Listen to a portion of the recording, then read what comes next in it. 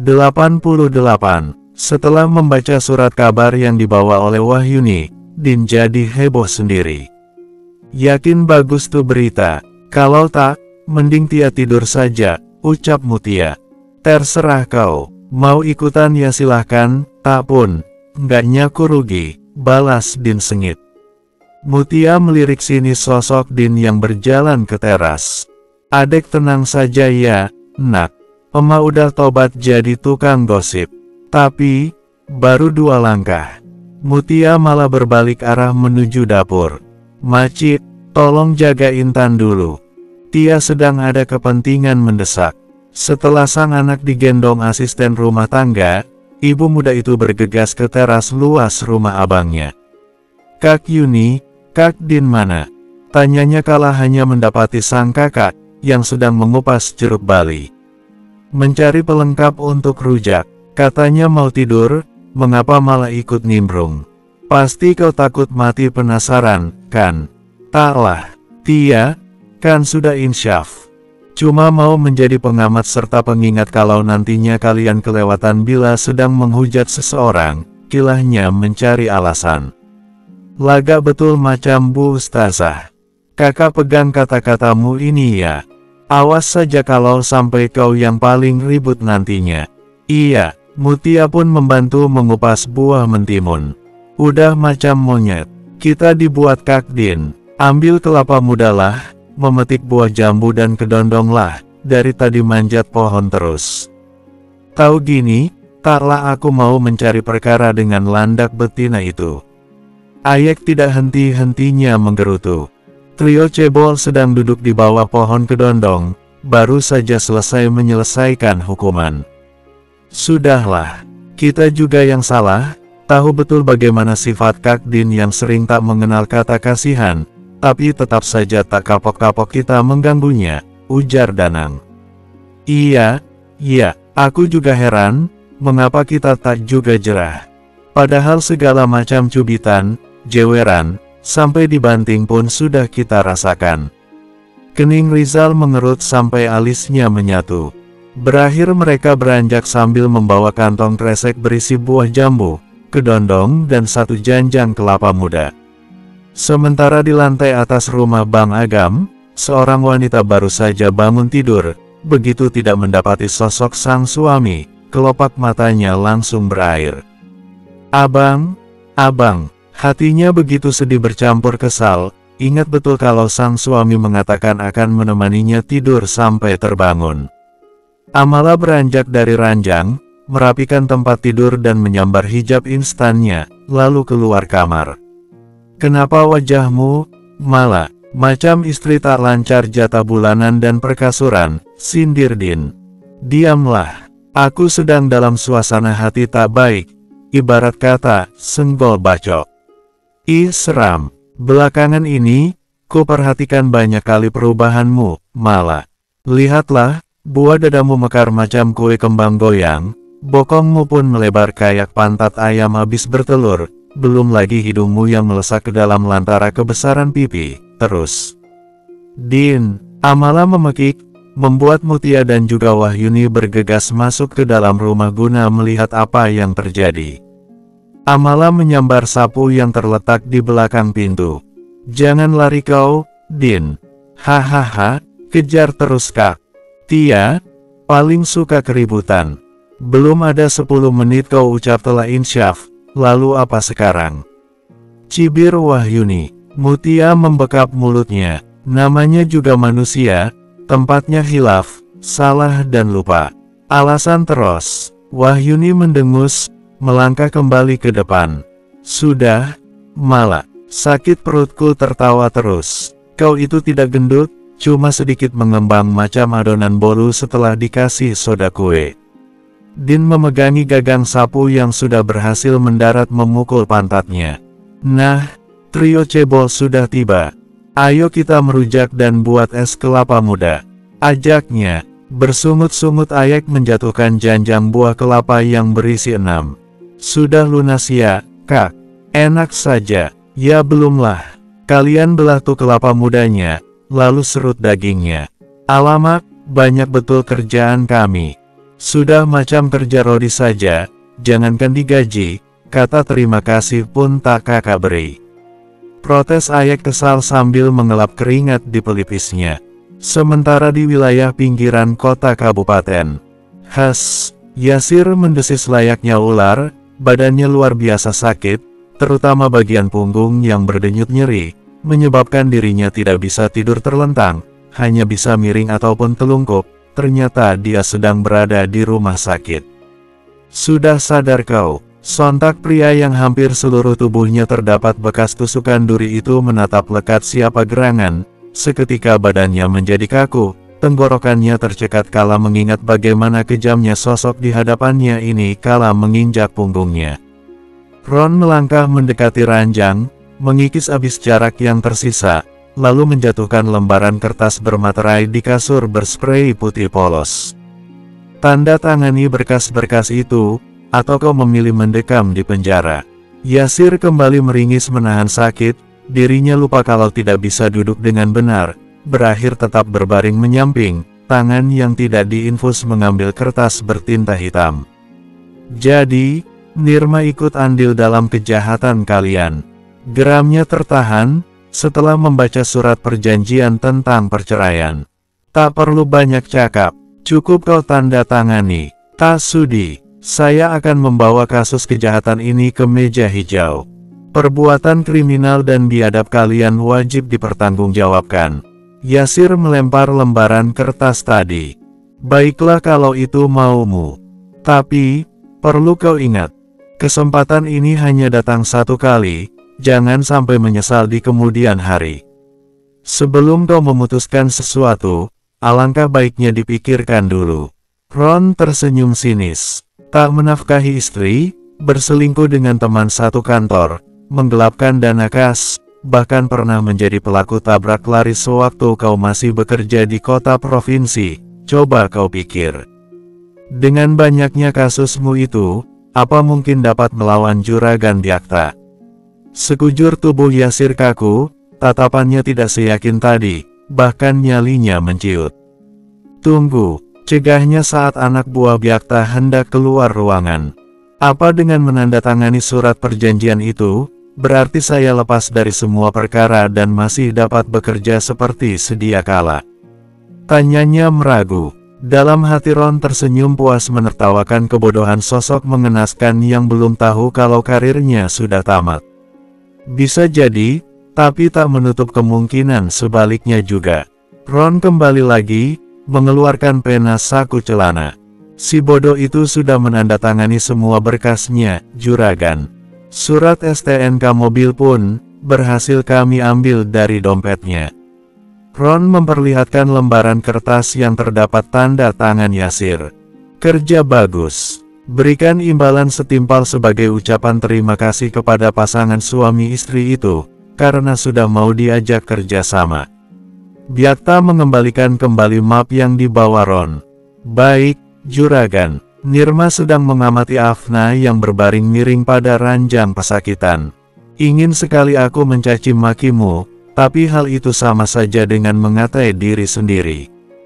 Kita tak ada bedanya, dua sosok manusia jahat, berhati iblis. Sayangnya kau sungguh bodoh Afna, membuang permata demi laki-laki bermodalkan dusta, gumamnya pelan. Sementara aku, begitu naif. Nafsu menggebu-gebuku anggap cinta, sampai rela melakukan hal hina berakhir gelap mata dan kehilangan segalanya. Nirma menghapus kasar buliran air matanya, lalu keluar dari ruangan Afna. Ya Allah, apa sudah saatnya? Rintihnya menahan sakit, perut bagian bawah terasa begitu nyeri. Ima, kau kenapa? Seru rekan sejawatnya yang langsung memapah Nirma. Kau tunggu sebentar di sini. Aku ambil kursi roda dulu. Nirma mengangguk, berpegangan pada besi sandaran kursi, mencoba mengatur napas dan berusaha untuk tidak panik. Sudah pada tahu belum tentang kabar terbaru Biatun, dia? Innalillahi. Bersambung 89. Acara pembahasan gosip terpanas, terkini pun sudah lengkap dengan rujak buah, es kelapa muda, peyek kacang tanah, keripik pisang, yang diambil dalam warung Bang Agam. Amala, Din, Wahyuni, Mutia sudah duduk melingkar, tidak ketinggalan trio cebol yang berselonjor kaki di pojokan. Tari, Nita, sini kalian. Setor wajah dulu. Din berteriak kala melihat dua sosok teman gibahnya yang akan masuk gudang dekorasi. Ada apa, Kak? Cicit Tari. Hala, janganlah berlagak sok, jaga sikap. Biasanya suara kau macam angsa hendak menyosor orang, cibir Din. Wajib anggun di depan bos baru, Kak. Tapi, bila di belakangnya, kami tetap bergosip sampai berbusa mulut ini, bisik Nita sedikit keras, mereka sungkan terhadap Amala. Amala mengulum senyum. Sini duduk bersama kita. Mau ada acara apa ini, Kak? Banyak betul makanannya, tanya Tari, setelah ikutan duduk di lantai beralaskan tikar. Main jelangkung. Kung, jelangkung, di sini ada pesta kecil-kecilan, kau datang kami undang. Pulang tak diantar, takut kami kau sesatkan. Celetuk Ayek sambil mengunyah buah jambu. Hei keleng, hitam, diam kau. Hardik Din. Harap Kak Din ketahui, hitam-hitam begini, tetapi aku manis. Apalagi kalau tersenyum, lesung pipiku bisa membuat anak gadis orang terpesona.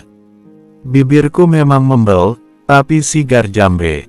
Belum lagi dagu ini yang belah tengah, tengok aja bila dewasa nanti, bakalan panjang daftar nama para mantanku. Baru saja membayangkan, sudah berhasil membuat Kak Din salah tingkah. Bagaimana nanti, bisa-bisa kakak jatuh cinta. Hahaha, bagus, Yek. Kau memang lawan yang sepadan untuk Kak Din. Tingkatkan lagi bakat itu. Kelak, Intan wajib berguru denganmu, agar dia kebal terhadap rayuan para kadal buntung. Mutia terpingkal-pingkal sambil membagi perutnya. Siap, Kak. Ayek mengacungkan kedua jempolnya. Terkadang aku menyesal sudah menurunkan ilmu ke dirimu, Yek. Rasanya mau ku kembalikan kau ke masa masih ingusan, cengeng. Taunya nangis terus, sampai kepalaku mau pecah dengar suara cemprengmu itu. Din bersungut-sungut. Lah, harusnya kakak bangga. Bukannya mengeluh, apalagi menyesal, gerutu Ayek. Tapi, bukan aku juga yang kau jadikan target, Ayek. Abis mau bagaimana lagi, cuma kakak lawan seimbangku. Yang sebaya apalagi lebih muda, pasti langsung menangis. Manalah seru, kau ini, tangannya sudah gatal hendak memelintir bibir Ayek. Din, kau mau berdebat atau berbagi kabar panas? Amala menengahi, gara-gara si cebol, sampai lupa aku pada tujuan utama. Kalau soal Yasir selingkuh pasti sudah pada tahu, kan? Sudah, jawab serempak yang lain. Ini soal Hendy, dia dijatuhi vonis 11 tahun penjara. Terus, si Lina selingkuhannya itu, mencoba bunuh diri, tetapi digagalkan oleh orang tuanya.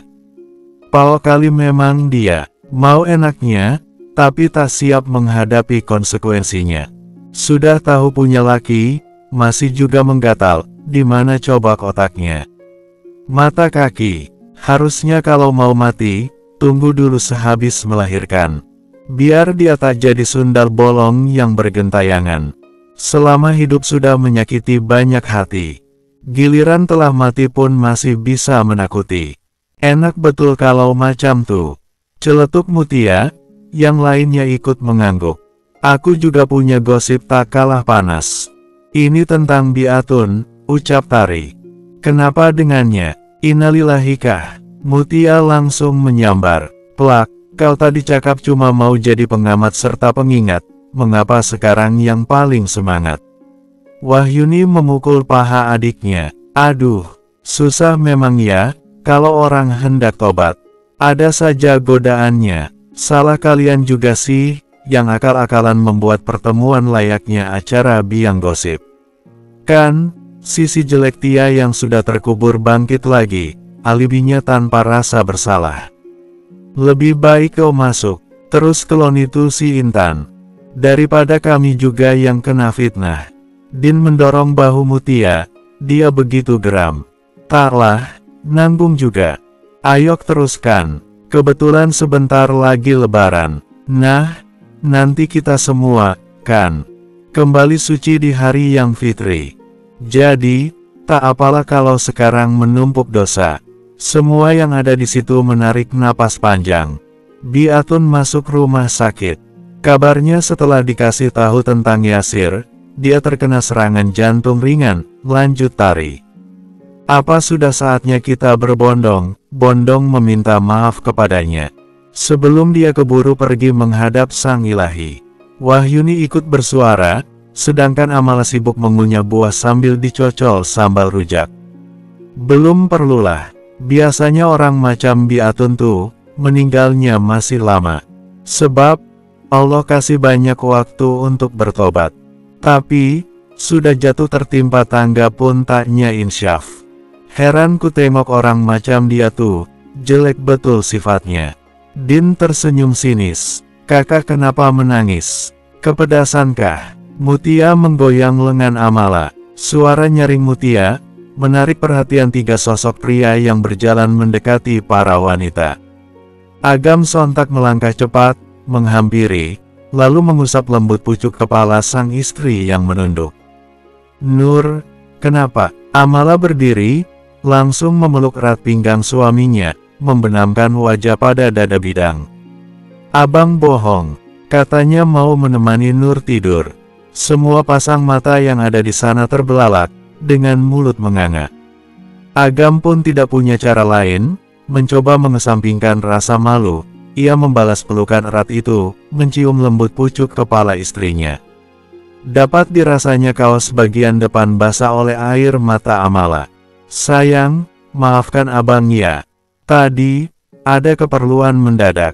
Sudah ya menangisnya. Kasihan nanti kalau si adek ikutan sedih. Temani tidur lagi. Iya, ayo kita ke kamar. Sepertinya si adek kangen sama ayahnya, bisiknya begitu lirih, lalu membopong tubuh sang istri. Itu tadi, Kak Amala bukan sih? Tanya Wahyuni. Bukan. Sepertinya itu jin korinnya Kak Amala, sahut Mutia.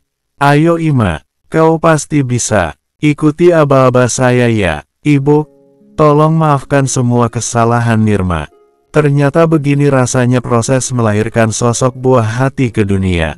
Nirma nyaris kehabisan tenaga, dirinya juga sudah mendapatkan suntikan induksi persalinan, tetapi si jabang bayi belum juga berhasil keluar.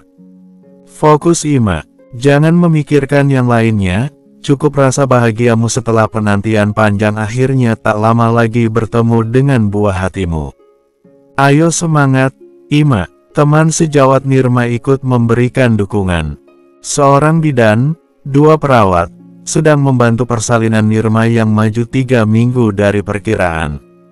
Nirma menumpukan siku pada kasur, menegakkan kepala dengan kedua tangannya terkepal erat. Wajahnya sudah bersimbah air mata, sekujur tubuhnya bergetar hebat. Melahirkan tanpa pendampingan adalah hal yang paling menyedihkan, tetapi semua ini sudah menjadi keputusan mutlak yang dipilihnya sendiri. Sekarang, Ima, sekuat tenaga dia mengejan, masih juga gagal, tapi tak patah arang. Mencoba mengatur napas lagi lalu kembali mengulang. Tangisan melengking sosok mungil itu bagaikan oase di tengah padang tandus. Alhamdulillah, seru mereka. Kenapa? Bu, anak saya baik-baik saja, kan? Wajah berkeringat itu tampak pias kala menangkap raut lain sang bidan dan kedua perawat. Alhamdulillah baik, Ima. Tapi, apa Bu? Bersambung. 90. Suster Dwi, tolong tambahkan bantal agar Ima lebih mudah melakukan inisiasi menyusui dini IMD. Baik, Bu. Dwi langsung menjalankan titah dari Bu Bidan yang sedang menyelesaikan tugasnya di bagian bawah tubuh Nirma. Bu Bidan melepaskan sarung tangan karetnya, lalu mencuci tangan, setelahnya mendekati Nirma dan menggenggam tangan yang terasa dingin. Alhamdulillah, Ima, kewanitaanmu tak perlu dijahit. Kau hebat nak. Terima kasih, Bu. Sebenarnya ada apa Bu? Hatinya sudah tidak menentu. Sebentar ya, Biar dede bayi dibersihkan dulu agar dia nyaman. Ima, ibu harap kau tabah dengan cobaan yang Tuhan berikan. Di balik ujian ini, pasti tersembunyi 1000 kebaikan. Insya Allah, jawabnya lemah. Salah satu perawat yang juga teman Nirma, memberikan sang bayi yang berselimut lembut kepada ibunya. Suara tangisan penyesalan, haru, bahagia, kesedihan pecah menjadi satu. Nirma tergugu mengamati sosok yang sedang berusaha mencari sumber makanannya. Maafkan ibu, nak, karena keegoisan diri ini, kau menjadi korbannya. Harusnya dulu ibu lebih mementingkan tumbuh kembangmu daripada sibuk mengejar pengakuan nenek dan bapakmu. Teringat jelas dalam ingatan, selama kehamilan dirinya sangat jarang memperhatikan apa yang dikonsumsi, selalu bekerja dan hampir tak pernah cuti. Belum lagi tekanan ibu mertuanya serta ketidakpedulian sang suami, membuat batin serta fisiknya lelah luar biasa. Juga menanggung rasa bersalah yang kian menggunung akan sikap jahatnya terhadap sang ibu dan kakaknya, ia benar-benar berada di tepi jurang kehancuran, layaknya berjalan di atas bara api. Nirma mengelus sisi pipi sang anak, memeriksa jari jemari tangan dan kaki, sampai punggung tangannya meraba bibir yang tidak berbentuk sempurna. Hatinya benar-benar hancur lebur mendapati fisik putranya tidaklah sempurna. Ima, yang lalu biarlah berlalu. Mungkin ini sudah suratan takdir darinya, untuk membentukmu menjadi wanita tangguh. Alhamdulillah si adek hanya sumbing pada bibir saja, tidak dengan langit-langit mulutnya. Nanti, di umur antara 3-6 bulan kita bisa melakukan perbaikan dengan melakukan tindakan medis untuk menyatukan bagian celah itu, hibur Bu Bidan berumur 40 tahunan. Masya Allah, lucunya kamu, Dek. Dwi mengusap pucuk kepala yang sedang menghisap rakus sumber kehidupannya. Apa yang dikatakan Bu Bidan itu benar adanya, Ima. Kau tidak lupa, kan? Kalau anakku juga pernah sumbing. Malah lebih parah dari si adek. Alhamdulillah sekarang sudah bagus dan sama seperti bibir pada umumnya. Meskipun meninggalkan bekas, tetapi dia seorang laki-laki. Kelak bila sudah dewasa bisa ditutupi oleh kumis, timpal rekan Nirma.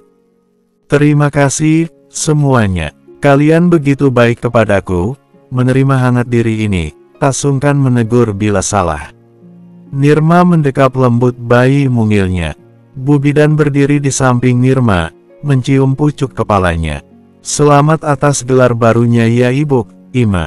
Selamat sudah berhasil menjadi wanita tangguh yang bertaruh nyawa demi melahirkan kehidupan baru. Dwi juga melakukan hal yang sama. Peluk hangat dariku, Ima. Kau pantas untuk bahagia. Alhamdulillah ya Allah. Terima kasih telah mengirimkan para malaikat berwujud manusia. Nirma sangat bersyukur karena mendapatkan teman yang sangat baik, lingkungan kerjanya juga sehat, tidak ada persaingan demi menarik mata atasan. Nak, mari berjuang bersama. Ibu janji akan berusaha menjadi orang tua tunggal yang baik untukmu. Sehat-sehat selalu ya, sayang. Nirma mengecup lembut dahi putranya. Ayo Dek, dibedong dulu. Dwi mengambil alih anaknya Nirma, membawanya ke meja khusus. Ima, benahi pakaian dan hijabmu. Aku hendak keluar guna mencari orang yang mau mengasani adek. Nirma mengangguk, mulai membetulkan penampilannya. Bu Bidan juga turut membantu membetulkan letak selimut agar menutupi sampai ujung kaki. Assalamualaikum, suara serak-serak basah itu terdengar tegas. Waalaikumsalam. Nirma menolehkan wajahnya. Betapa terkejutnya ia mendapati juragan Byakta yang memasuki ruangannya. Bapak, selamat ya, sekarang sudah menjadi seorang ibu. Byakta mendekati Nirma yang berbaring dengan 3 bantal. Kebetulan tadi saya lewat ruangan ini, lalu dipanggil oleh perawat. Dimintai bantuan untuk melakukan hal mulai, ujarnya. Apa mungkin memang hanya kebetulan semata? Bersamaan dengan itu bayinya Nirma sudah selesai dibedong dan dipakaikan topi kupluk biru muda hadiah dari tantenya. Boleh saya menggendongnya, Nirma? Tanyanya penuh harap, menatap hangat bayi merah yang matanya senantiasa terpejam. Setelah mendapatkan anggukan dari Nirma, Byakta langsung membopong sang bayi di tangan kirinya. Gerakannya masih terlihat kaku, badannya sendiri juga ikutan tegang. Siapa nama jagoan kecil ini? Mendapatkan pertanyaan seperti itu, seketika Nirma terdiam. Jujur, dia belum memiliki nama untuk bayi laki-laki. Dikarenakan selalu merasa kalau anaknya berjenis kelamin perempuan. Nirma memilin kedua telapak tangannya, bibirnya yang kering ia gigit, pertanda sedang gugup. Maaf sekiranya lancang, apa Bapak bersedia untuk memberikan nama? Mata yang sudah kehilangan binar hangat akibat kekecewaan akan sebuah pengkhianatan, kini terlihat berbinar, bibirnya tersenyum samar. Kamal Rasad, kesempurnaan dan petunjuk yang benar, kau senang dengan nama itu, kan, nak? Bisiknya lirih, dan mulai mengumandangkan azan dengan suara pelan. Semua yang ada di situ ikut terharu, Nirma sampai menitikkan air mata. Kini hanya tertinggal Nirma, Byakta dan bayi Kamal yang tertidur di dalam box. Apa kau dapat menerima tentang kekurangan Kamal, Nirma? Alhamdulillah ikhlas lahir batin. Saya terima semua ini dengan lapang dada. Sangat bersyukur karena Allah begitu baik kepada sosok penuh dosa ini. Tadinya saya meyakini kalau akan diberikan anak perempuan sebagai ujian, agar merasakan pula bagaimana cemasnya sebagai orang tua yang takut bila anak gadisnya mengulang kisah ibunya, ucapnya sendu. Namun, Allah mengirimkan malaikat kecil berjenis kelamin laki-laki, yang mana tugas saya mendidiknya agar tak menuruni tabiat ayah kandungnya. Lanjutnya sendu, menatap sang anak dalam buayan ranjang kecil. Boleh saya jujur, Nirma? Silahkan, Pak. Saya salut kepadamu, tak banyak orang yang mau mengaku salah ketika melakukan hal buruk. Bahkan lebih parahnya lagi, mereka mencari kambing hitam demi menyelamatkan diri sendiri, mempengaruhi yang lainnya agar memaklumi tindakannya. Tapi kau berbeda. Bapak belum tahu saja, bagaimana jahatnya saya dulu. Nirma tertawa sumbang, seketika matanya berkaca-kaca. Maka, tunjukkan kepada saya kalau kau memang pantas mendapatkan kesempatan kedua untuk menjadi pribadi yang lebih baik. Setelah badai ini berlalu, apa boleh saya masuk ke dalam kehidupanmu, Nirma? Saya selalu penasaran bagaimana rasanya menjadi seorang bapak, lanjutnya dengan raut diusahakan datar. Sebagai apa? Sedangkan saya sendiri sudah tak memiliki keinginan untuk berumah tangga lagi. Sampaikan kepada juraganmu, kalau istrinya ingin bertemu. Afna lagi-lagi memberikan titah kasar, lupa kalau dia sudah bukan lagi Nyonya Byakta. Mendapati sikap anak buah Byakta yang berdiri diam layaknya patung, hati Afna kembali meradang. Seandainya saja dia tidak lemah, sudah pasti akan melempar sosok diam itu. Kau ingat ini, begitu aku pulih, orang pertama yang akan kupecat adalah dirimu. Camkan itu, berani betul seorang lonte mengancam orangku. Apa sudah bosan hidup kau, sampah? Titik, bak makanlah dulu, biar cepat sembuh. Juriah mengarahkan sendok berisi bubur ke arah mulut kakaknya yang terbaring lemah, dengan tangan diinfus. Asil, ana, atu, angen, di anak tuh. Olong kali, iya. Yasir mana? Aku kangen, di mana anakku? Tolong cari dia. Bersambung.